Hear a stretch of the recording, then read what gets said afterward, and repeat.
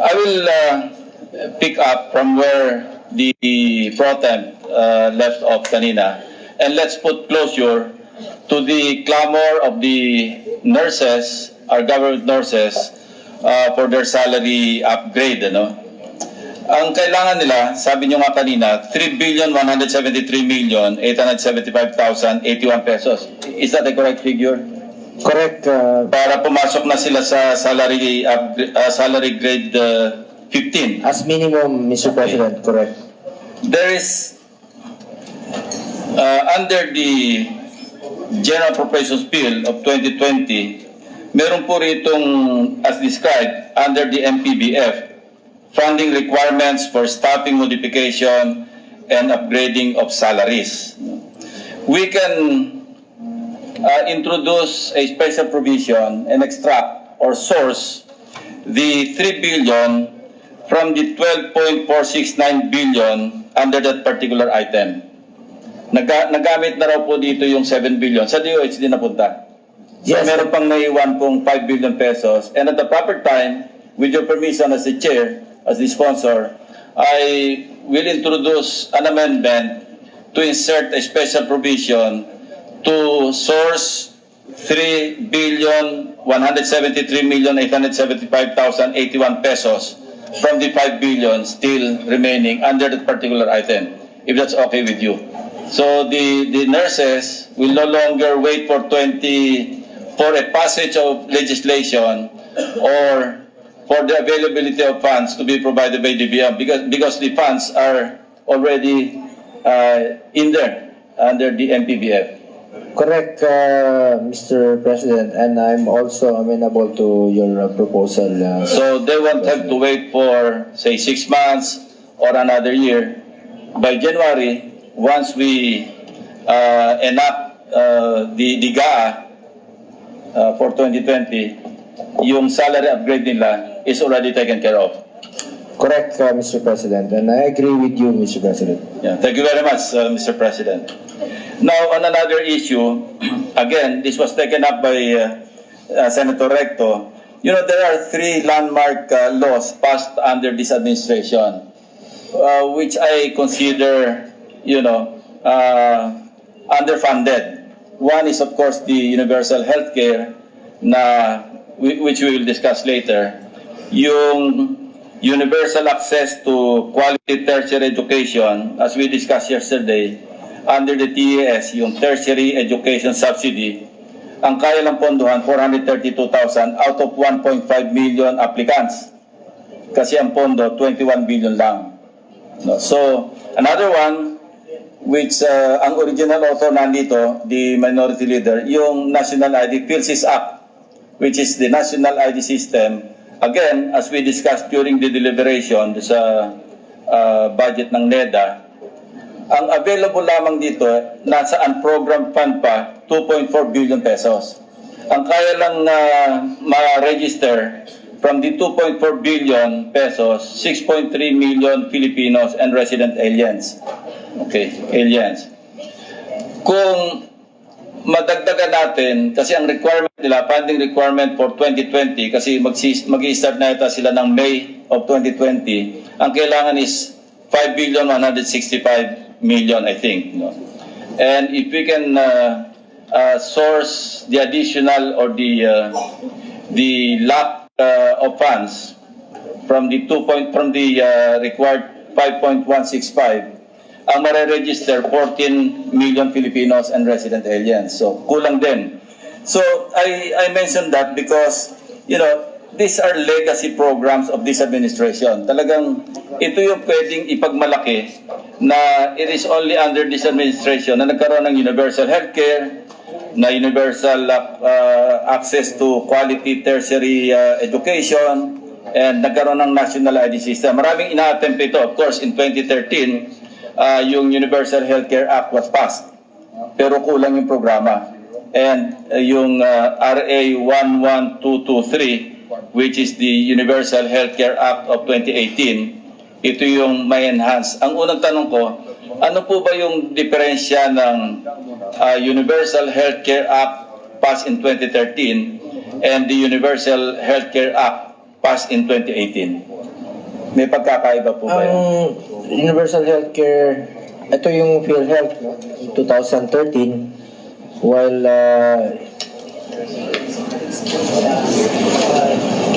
for a moment, Mr. President.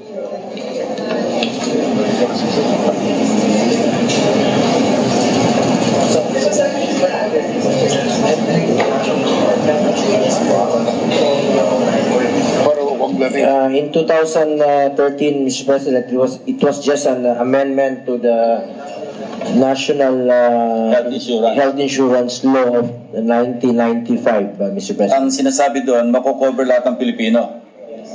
Okay. Nangyari po ba yun? 98%. 98%. Halos compliant sa batas.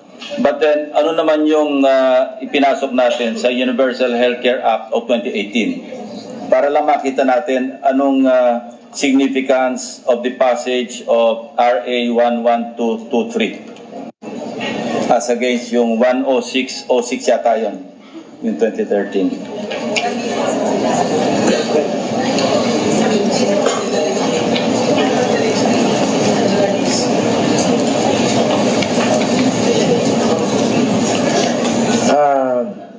UHE means all Filipinos are guaranteed equitable access to quality and affordable healthcare goods and services and protected against financial risk.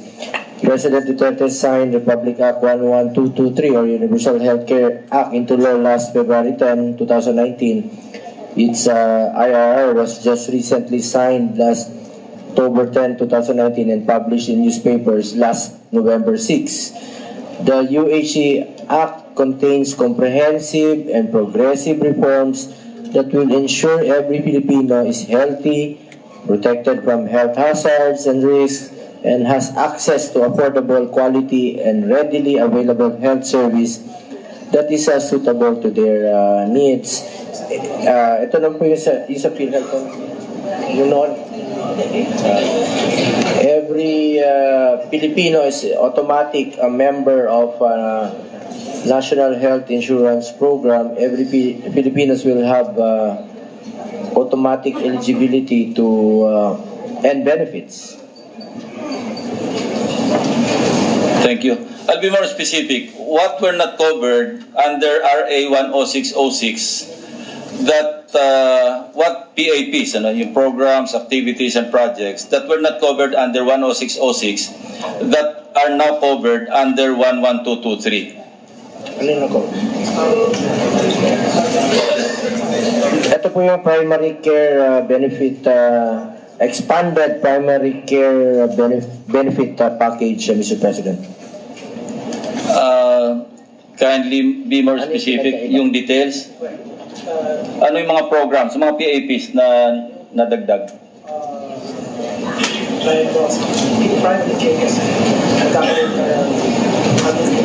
Okay. Madadagdagan ng public health management, magkakaroon ng prevention and control of non-communicable diseases, operations of dangerous drugs abuse, treatment and rehabilitation centers, operation of DOH hospitals in Metro Manila. Tama po ba? Operation of DOH regional hospitals and other health facilities. Tapos assistant to indigent patients. Yun po yung mga nadagdag sa mga PAPs. Correct, Mr. President and Dr. Lacson. Marunong ka pa sa... Hihinto ko na po ito. Okay. Under the Universal Health Care, meron tayong tinatawag na MTEP, no? Medium Term Expenditure Program. Ano po ba ibig sabihin nito? For a moment, Mr. President.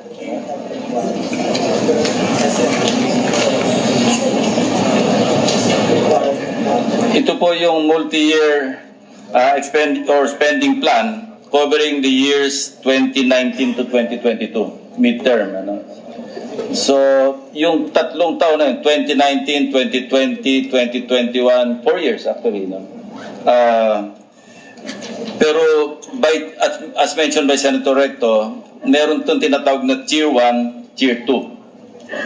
Yung Tier 1, ongoing. Ito yung mga ongoing mga programa, yung ginagawa na ngayon ng DOH.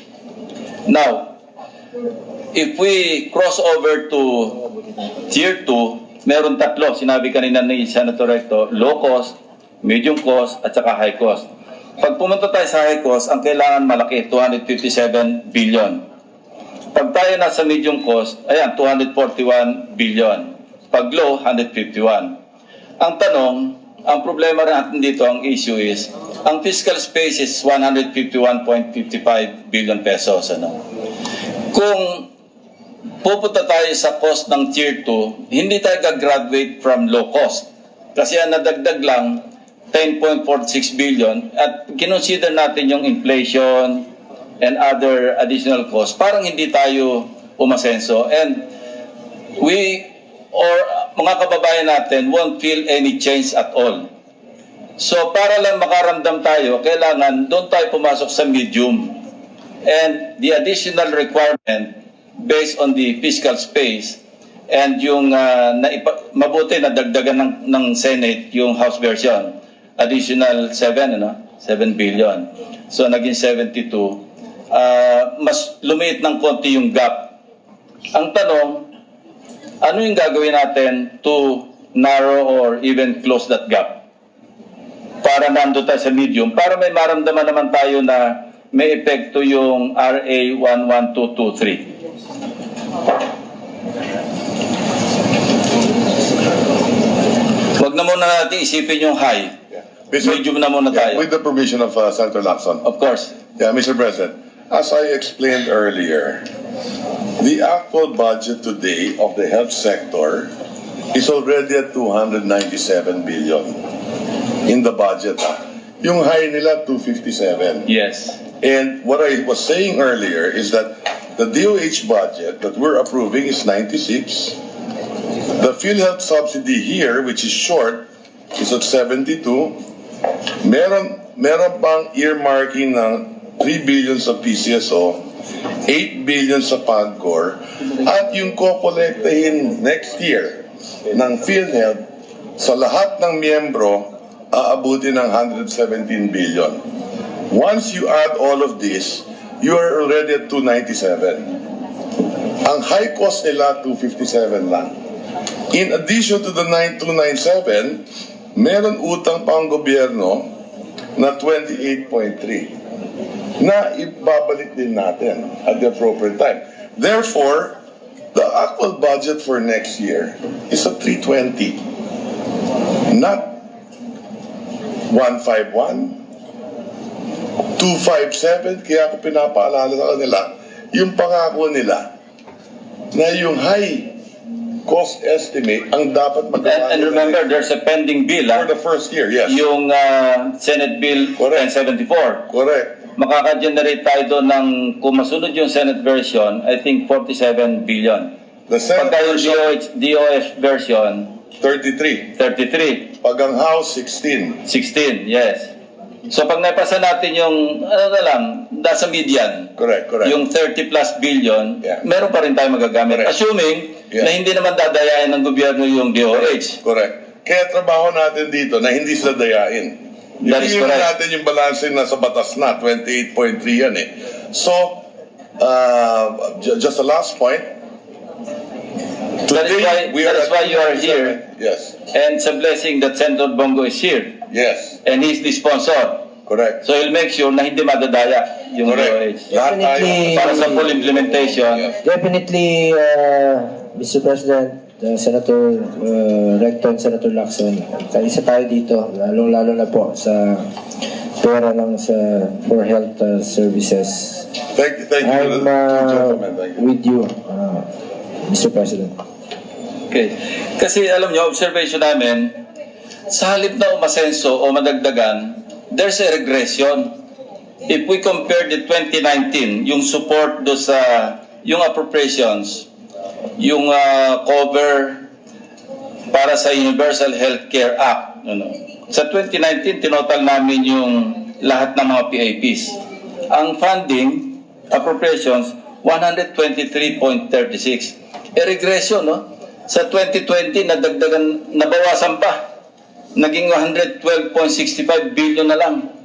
Bakit ganon? Samantalang dapat paakyat tayo as Senator Recto correctly pointed out, yung syntax tumataas kasi progressive yan But how come yung appropriations pababa? Yung infrastructure ng HPEP, I will go to that. That's another topic. bumaba yata, Mr. President, by 10 billion, Mr. President. Yung sourcing ng pondo from PAGCOR and PCSO na take up ni Senator Recto, so I won't repeat that anymore.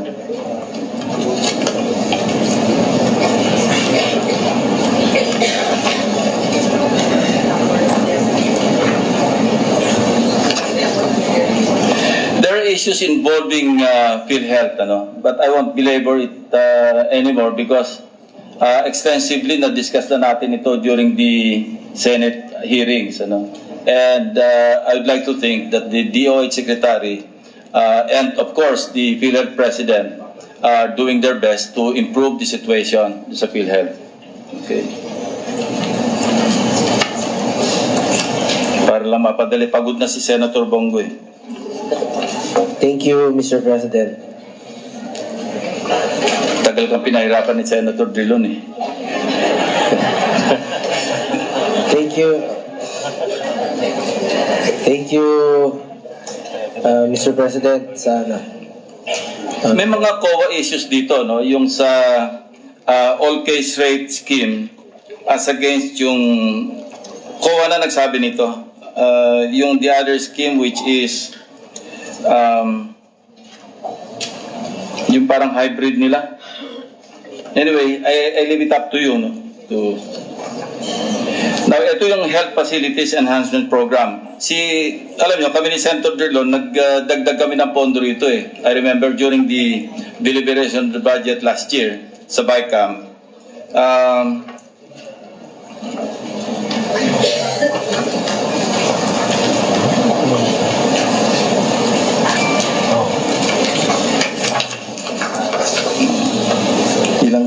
Ilang bilyon yan nagdagdag ba for this year?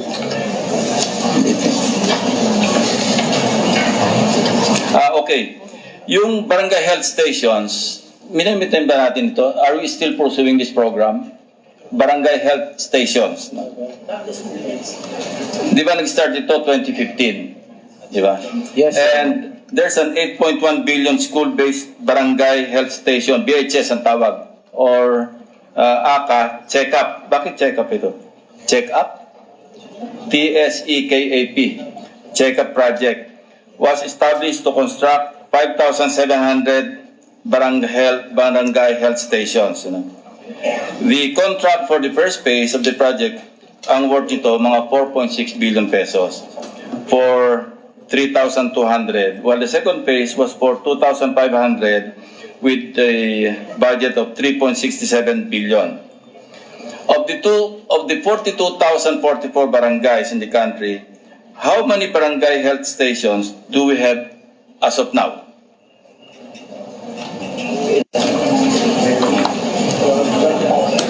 For a moment, Mr. President, they're checking the records. 26,000. Ayan? Yeah, 26,000. Ang health station Health natin. station. We have 26,095 barangay health stations all over the country, Mr. President. And this still included in your priority programs, correct? Yes. So 42,044 barangays, nakapag-construct na ng 26,000, so short pa rin kayo ng 16,000 more or less. Correct, Mr. President. 26,000. How many BHS are in use?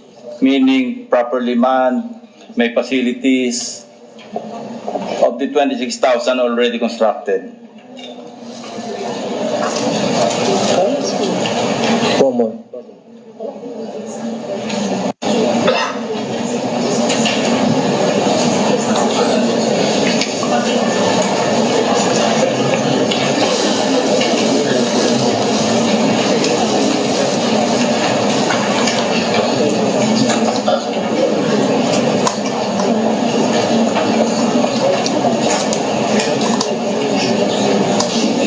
President, they're just checking on the records.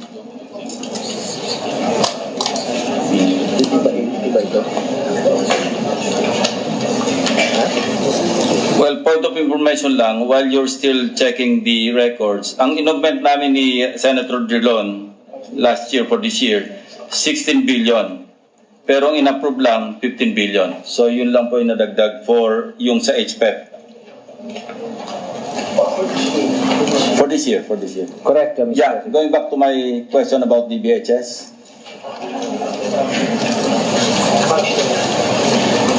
26,095 are functional health stations, Mr. President. With full complement ito.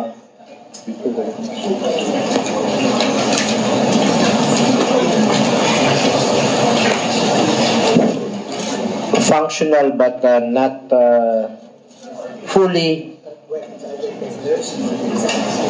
It's either there is a nurse, or there is a midwife, or both of. So, how many of the 26,095 yung nagseserve ng purpose? Hindi, pero kung kulang yung iba, wala namang paano makapag-serve ng purpose?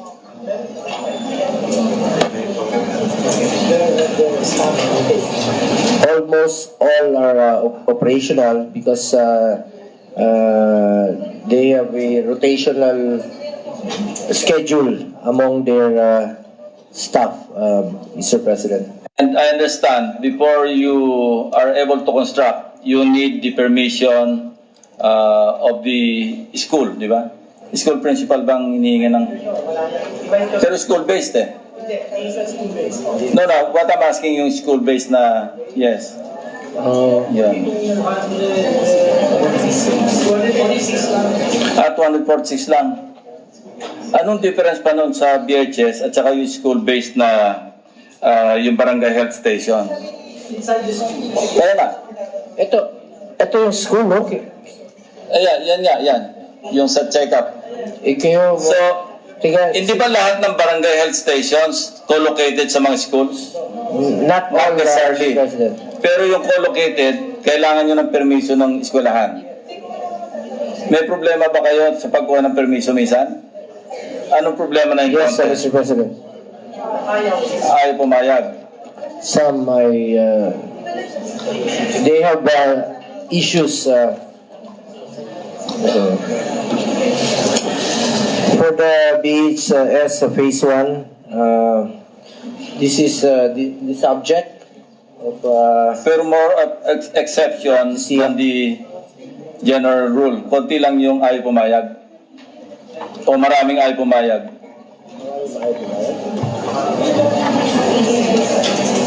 Nahinto. ito yung natigil pala, Mr. President. So nakailan ng na-construct bago natigil? 270 277 lang po. So hindi nyo na itutuloy ito? Wala na, abandon na. Ano nangyari sa 277? Sayang naman yun. Di sayang na naman yung pondo. Nagpa-function. Under litigation pa po yung Litigation. yung project, no? May court case? Na nasa Construction Industry Arbitration Commission, SIAC ordered the DOH to pay a total amount of 1.02 billion for the contractor's supposed accomplishments. The award will be appealed by the DOH through OSG because the project is under fraud audit of the COA and may be be subjected to notice of disallowance and suspension, and the project is also under investigation by the NBI. The DOH will exhaust of available legal remedies as to the said award. DOH is being prudent in dealing with this matter since billions of pesos is at stake. That is the update right now, and I think it is worth to note that there was also there was already a Senate investigation on the BHS project last Congress, although the investigation was stopped, and then COA issued a notice of suspension on the BHS project. The DOH is awaiting for the resolution of the NS after the concerned DOH officials submitted their respective justifications. And there is a pending COA fraud audit by COA main office. The fraud audit team is currently investigating. Also, the Presidential Anti-Corruption Commission is currently investigating. Also pending with the Ombudsman. NBI is also conducting an investigation. At ito rin po yung and even one channel also made an investigation on what was So shown. since under litigation, wala na di-disperse dito, wala pa. Okay. Wala ito. Meron na po raw during the past 1.3 billion was disbursed. Corresponding to the number of BHS constructed. Mobilization. Mobilization. So walang delivery. 270 po ang natapos na raw po. Natapos. So kulang do sa amount na 1.3 billion. Hindi naka-deliver ng kompleto. Mobilization fee lang po daw, Mr. President, ang So ang issue lang is merong arbitration but you're still pursuing the program. No more. no more, Mr. President. Okay. Now, yung na-raise ko kanina na augmentation under the 2019 General Appropriations Act, of the 15 billion as approved, how much was obligated and disbursed doon sa appropriations for the HFEP? HFEP.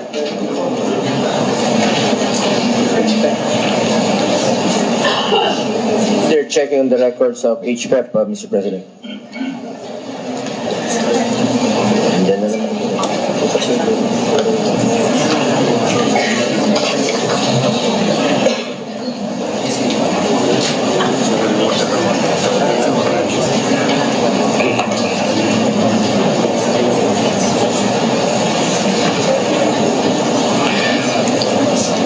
Related question, meron pa bang humabol doon sa mga nailista nyo na sinabit nyo sa Senate?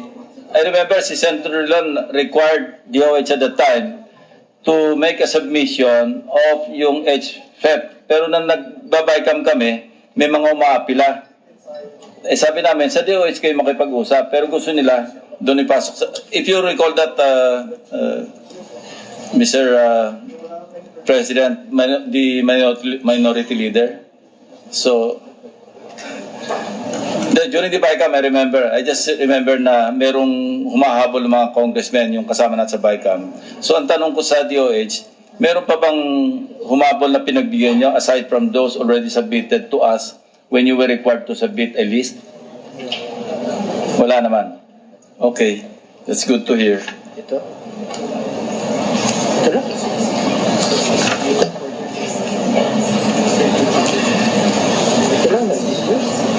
For 2019, Mr. President, obligated is 13% and disbursed is 11.1%. And I think dahil yata sa late na po na-approve and na-release yung budget for 2019. I think it was April na po yata na-approve yung budget. So they operated on a reenacted budget for the almost first semester.